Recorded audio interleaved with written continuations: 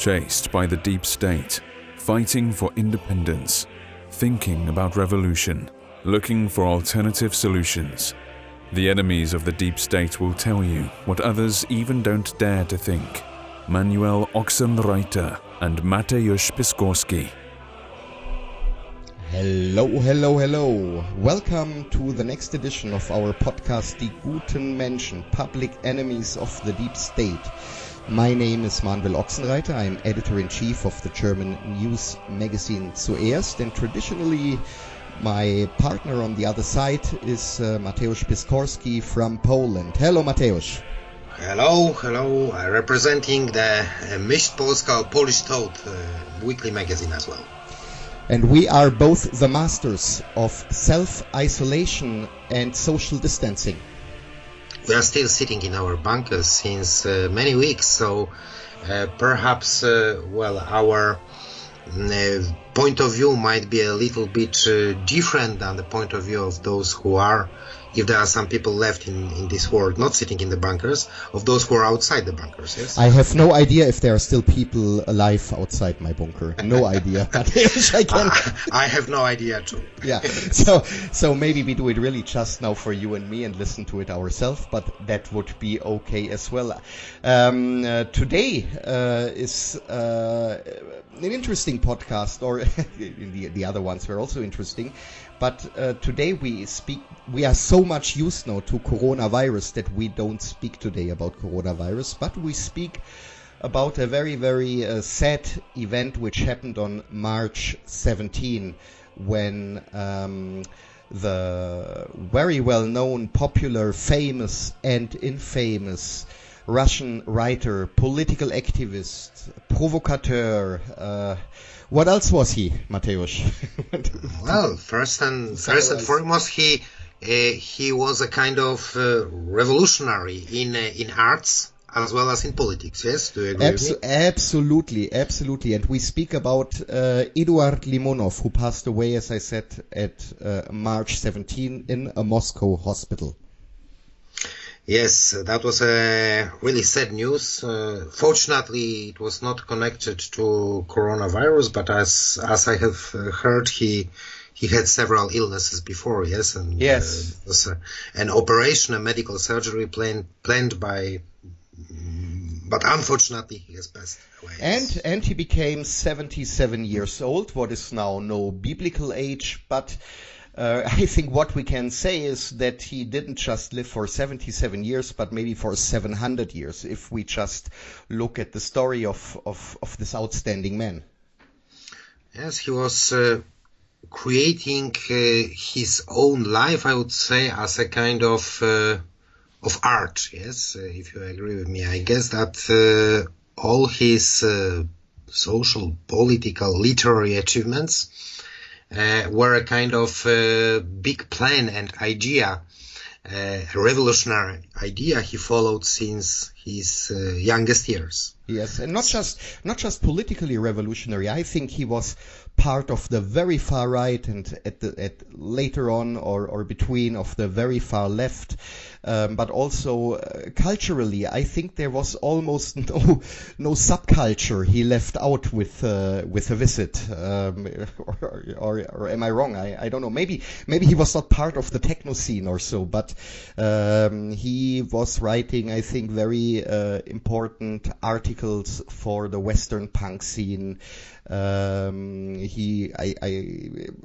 not sure where else he was active, but culturally also a very outstanding character. Definitely, yes, and to create a new subculture, yes, and he has managed to create a new subculture, a new style, a new, let's say, even kind of fashion when it comes to the way people were looking and behaving, yes. This is something definitely more than creating an ordinary social movement or an ordinary group of fans of a writer, yes. This is something that showed that he was capable of creating new quality, new social quality in different social groups that he was able to inspire so different groups of people. I mean, from the elites, yes, from the avant-garde elites, which were impressed by him, to, let's say, the working class young people who were also fascinated by him at times, yes? Yes, and the political formations he founded in Russia, which were, I mean, in the West, people would simply call all that crazy and not serious and very, very hardly political. But these movements he founded, and there were many of them, were all mainly supported by young people, and I think that makes it also very special. May it be far left, may it be far right, it were the young people who supported him and who followed him.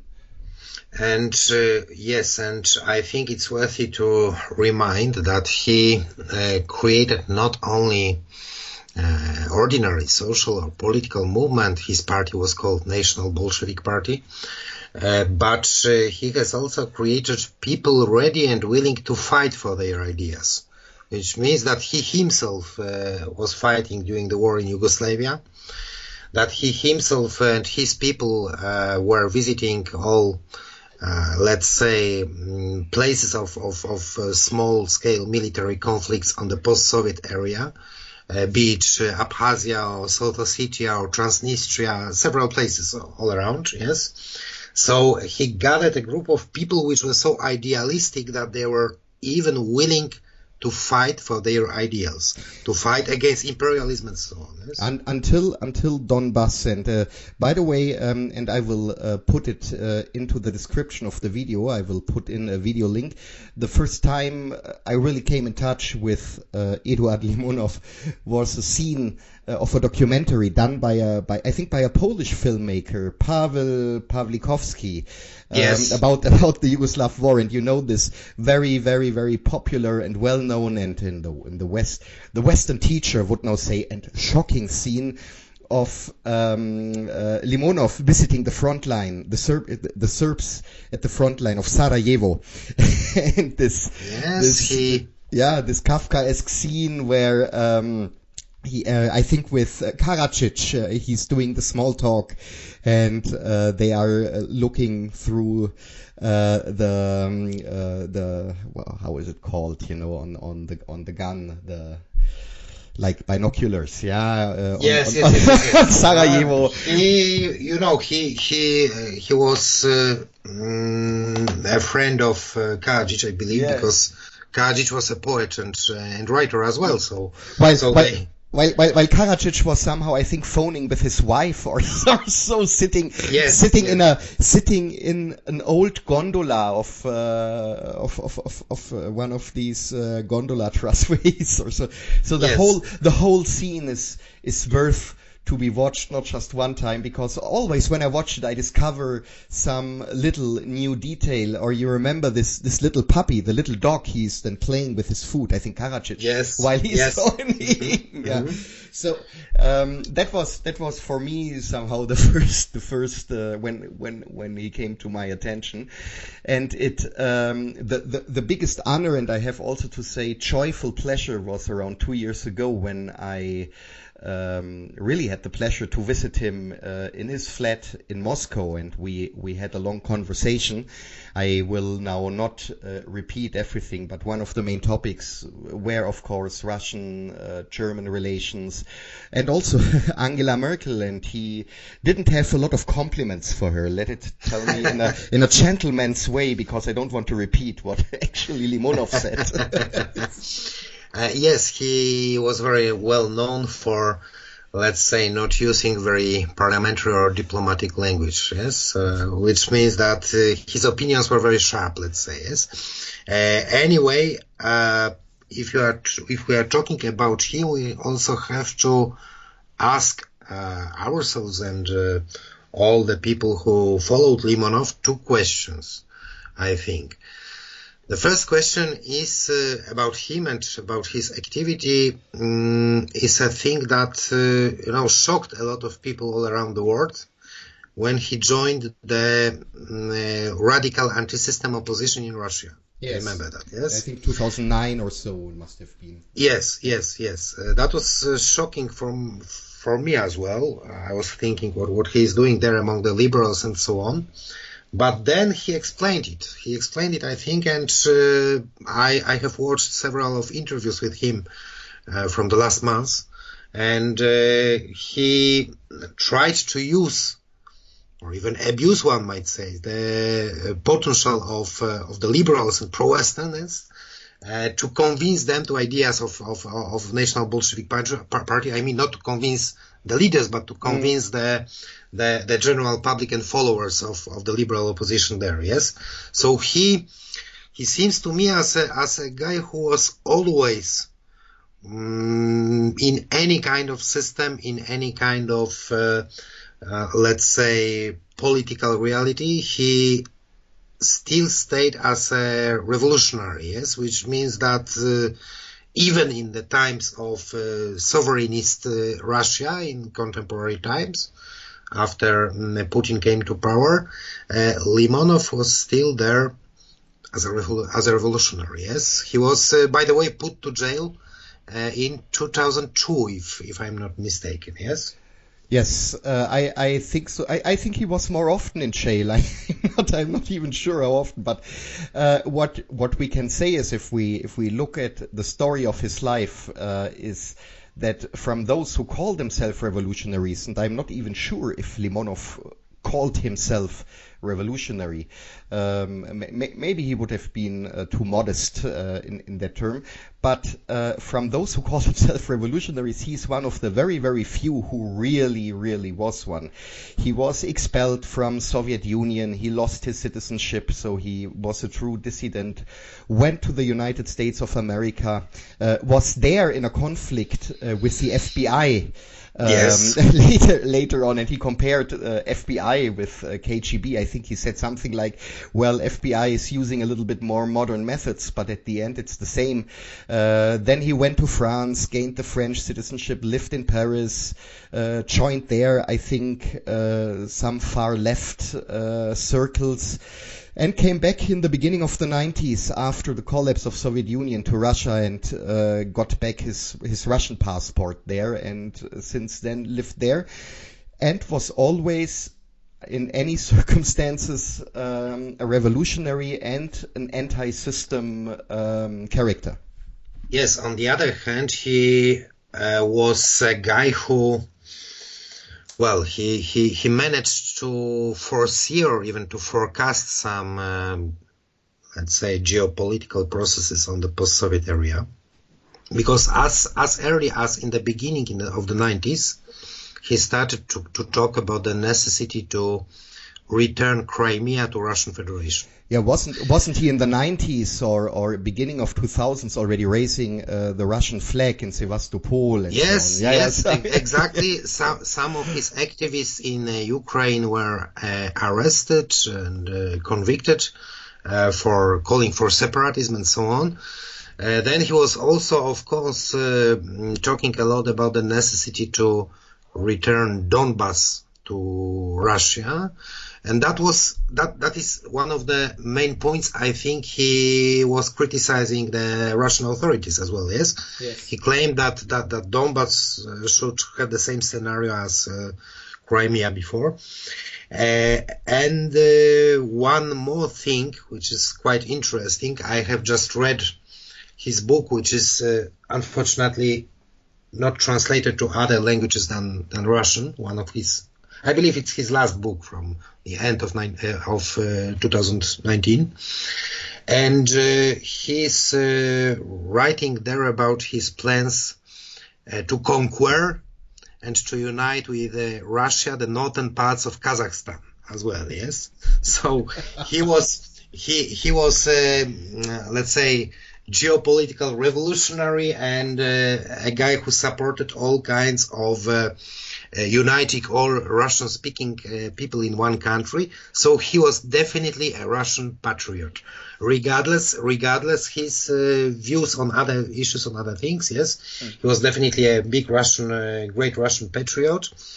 And one more thing, I guess that this is very, very important to also know that he was one of the first who dared to criticize the privatization process and the neoliberal capitalist system of contemporary Russia. Yes. And he pointed out at the most important problems from the Yeltsin era. I mean, the people who stole the national property, people who got the big state-owned companies for $1 and so he was one of the first in Russia to raise such topics. Yeah, the times where an oligarch was born overnight by such shady businesses. Yes. Exactly. Yes.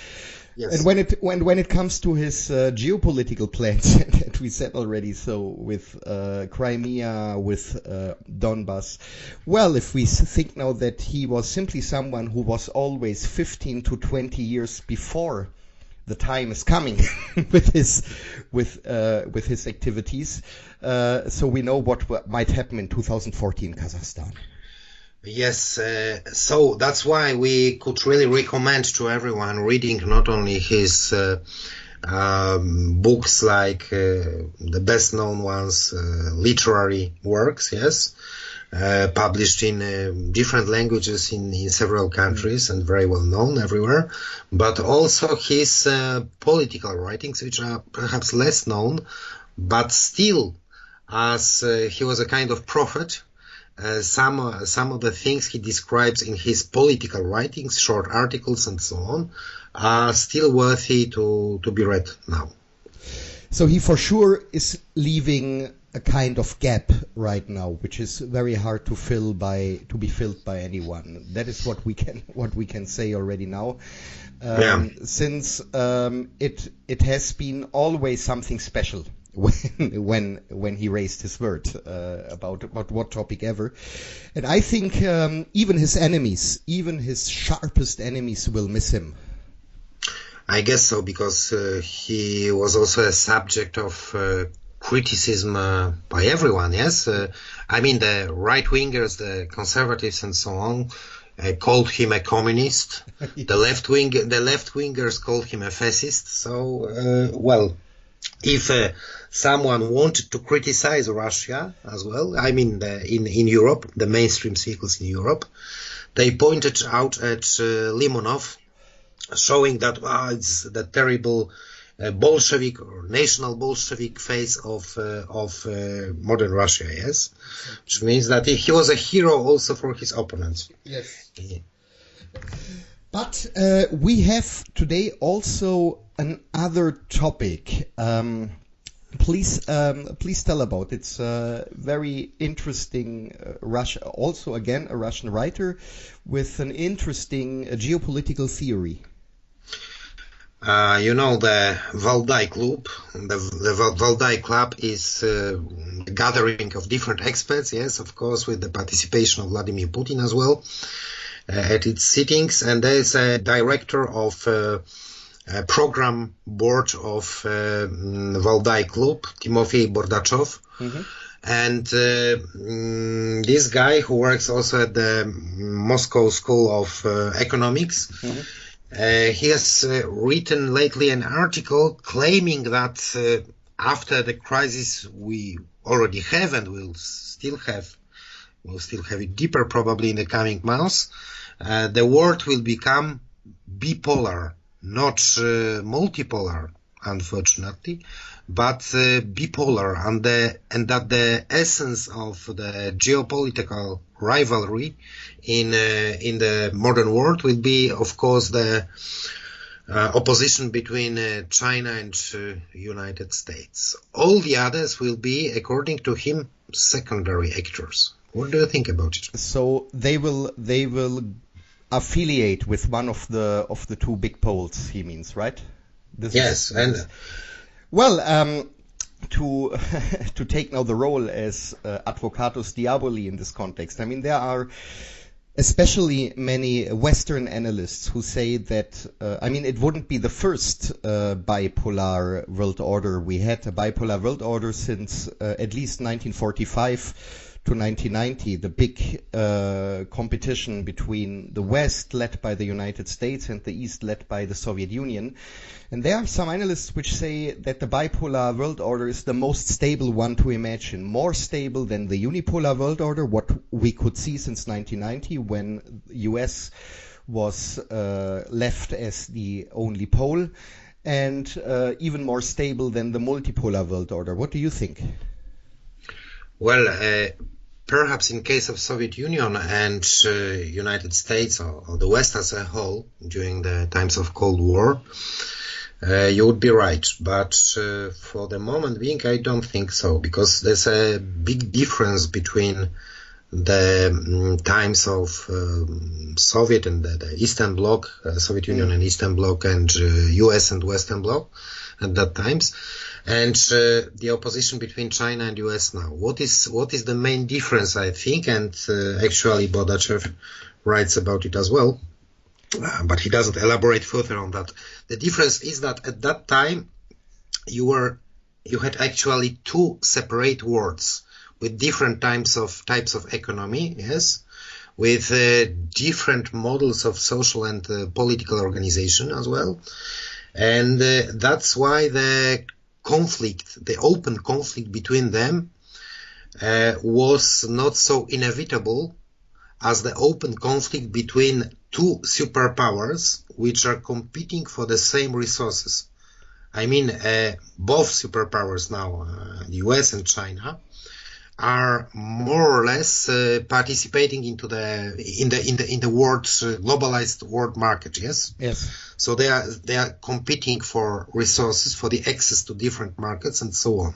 Soviet Union has not competed with, for instance, United States to get a grab on a new market. Yes, somewhere. Yeah. Of course, there were some local conflicts, actually, yes.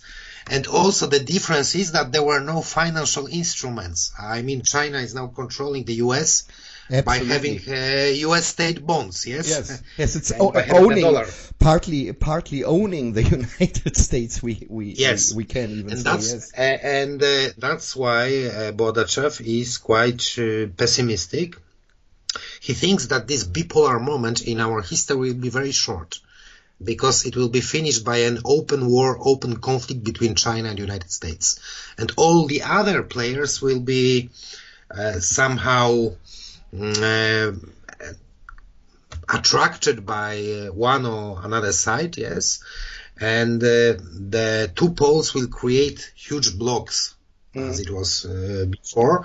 But the blocks which will not be so much based on ideology, as it was in the Soviet times, but blocks which will be based just on pure economic thinking and let's say geoeconomic zones of interest. And that's quite interesting. And here I think you really hammer the nail on the head, because I think the big advantage China has in this game is the tendency of misinterpretation in the West. When already today, when we see Western criticism against China, especially when it comes from the neoconservative or the conservative camp, but even when it comes from the liberal or social democratic camp, China is described as a communist dictatorship. So that indicates an ideological conflict, but China is something very else than an old school communist dictatorship as we know it from the Cold War times.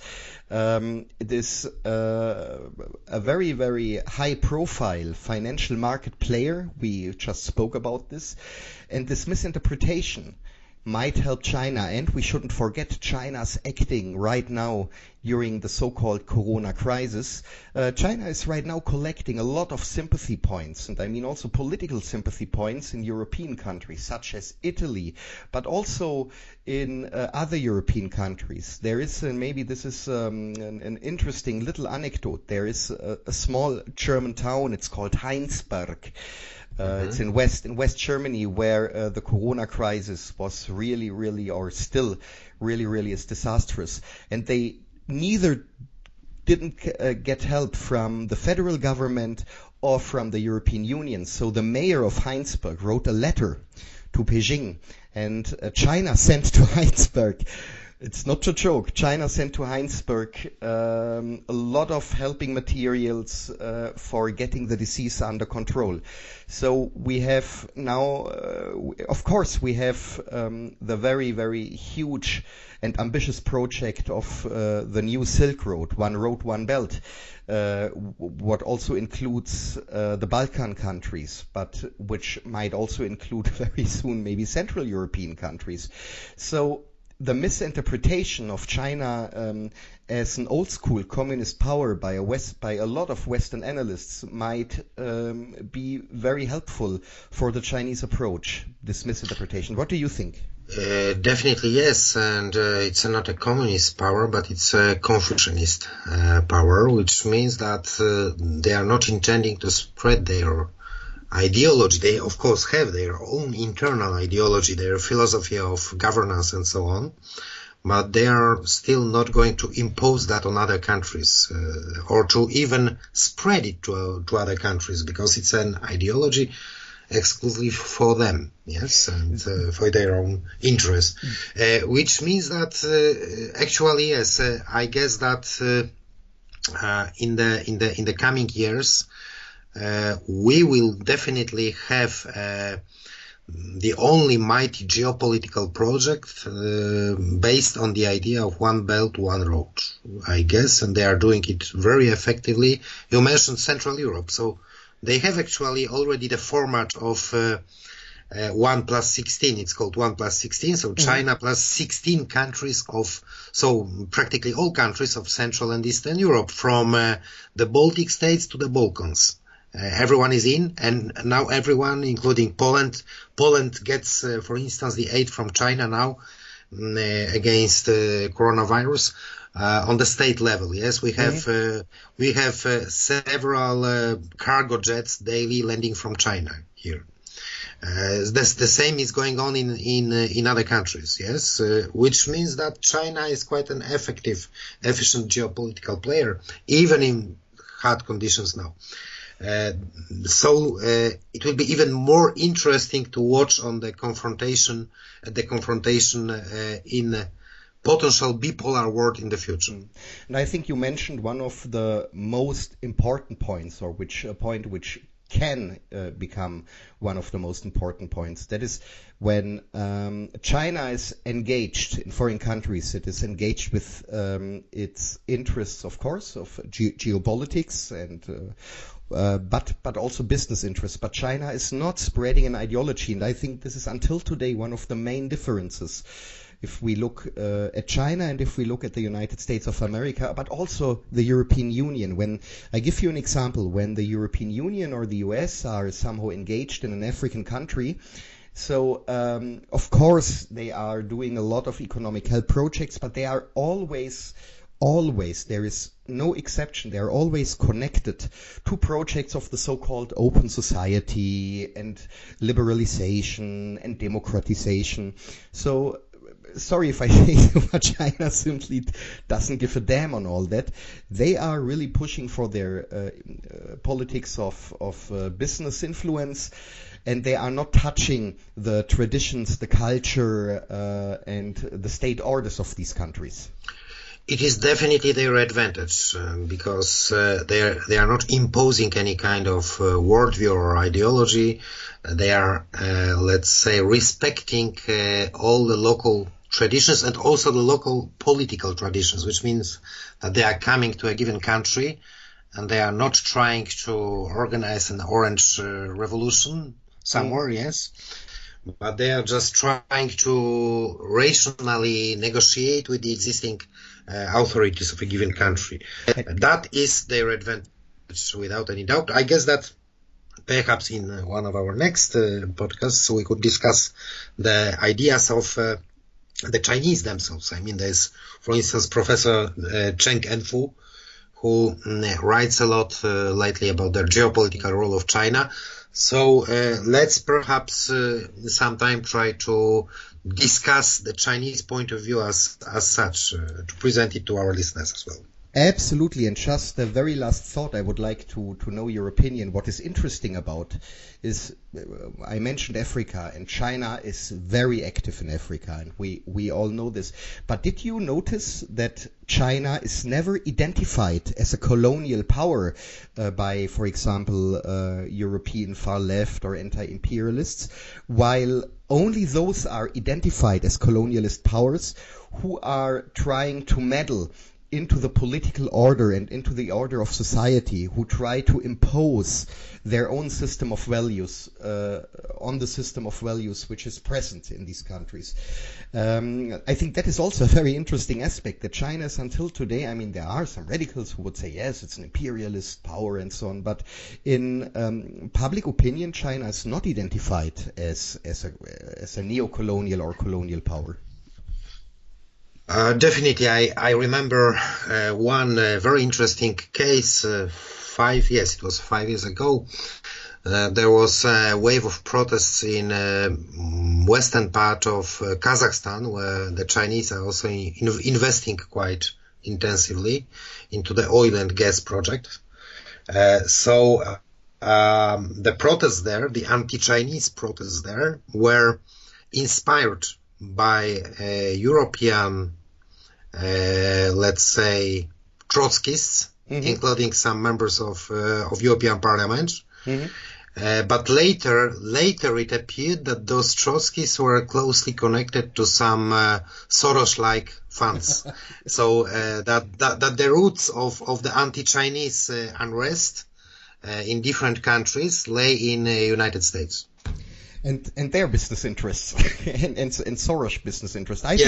I think we should also do in future really a show about Soros, because it's also very interesting. And that just as a side sentence, because I think it is important in the context when he is presented in mainstream media as the selfless philanthrope. But I think we should talk about the profit he is making by the imposing of the regulations and the rules of the open society, because, and that is what Alexander Dugin once wrote, the open society always comes with the open market. So these are two sides of the same coin. So it's not surprising at all that the anti-Chinese protests you were talking about were inspired and maybe even supported by Western and American circles or EU circles. Well, Soros could become a negative hero of several of our podcasts, so I guess that in some time we'll try to discuss and present different disastrous and very destructive projects led by Soros and his Open Society Fund. We would also miss him, right? That's true. No, I guess that now he's that he's now very safe in a bunker. So probably people like I have actually heard that a group of people who live on the level of Soros have their own compounds, not compounds, but even islands and so on. And many of them are hiding right now at their own super bunkers in separate islands all over the world. And every evening taking a bath in the blood of virgins. Yes, that's for sure. Okay, and now we get already to the end. It was interesting today. Not that I would like to praise ourselves, but it was again an interesting show for our listeners. Read also interviews with Eduard Limonov. I think even if they were done about certain political or cultural events and topics within the last decades, they can be always read, and they are always very deep and also very interesting, and in addition, and that makes them special, also very entertaining. Mateusz, what do you think? We will do our next show very soon, right? We'll do our next show very soon. We are safe in the bunkers, so hopefully, unless they'll switch off the internet, yes, this is the only risk we have. But anyway, for the moment being, as far as internet works, we are still here and ready to meet with our listeners online. This program was presented to you by Manuel Ochsenreiter and Mateusz Piskorski, the hottest dissident who won't violate any time the global rules against racism, extremism, or any other bad isms.